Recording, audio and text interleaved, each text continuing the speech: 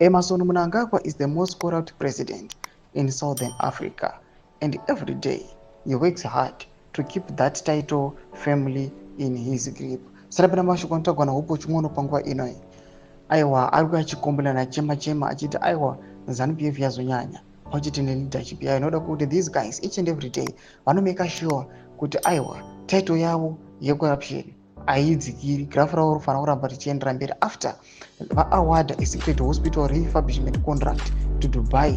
Aiwa a briefcase company linked to his fix and was subscribe or like or on the bell like topinda panapa upo vanoendera mberi achiti the Zimbabwean dictator and one of the criminal cartel members, Paul Tungwarara, is set up a company called Preview International Group of Companies, whose website was registered in January 2025.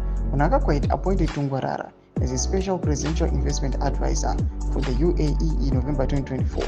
So what happened next? Mnangagwa awarded Preview International a contract to refurbish Zimbabwean hospitals without going to tender, as he always does.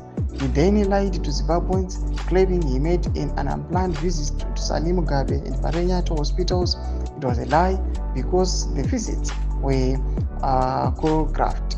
Just hours after these staged visits, Preview International was already at work at Parenyato hospitals, paving the way for a hugely secretive and inflated contract. Ndo mashwaro yachiexposwa nahupo chikonokonokwa nemunhu wese kuti mutungamiri wenyika angoti just a few hours achingobva kunana Parenyato achinoona the situation already very dire ikoko.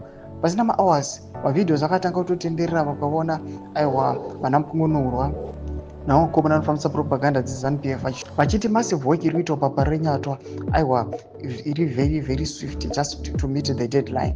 Vanhu vakauya vakatoti saka even mutungamiri wenyika pasina mahours abvapo that contract yanga yatoawardiwa kune Preview group nanguvayo. Zvinyanzi kuno kunzi mashoko atokwa naupo chimwono ekuti aiwa panguva inoyi corruption aiwa yarova nyika yeZimbabwe. Zvinotova chokwadi. Pina comment section medu muzomafungiro enyu kuti kudii pamusoro pechiitiko ichi. So subscribe or like, chat on the bell icon.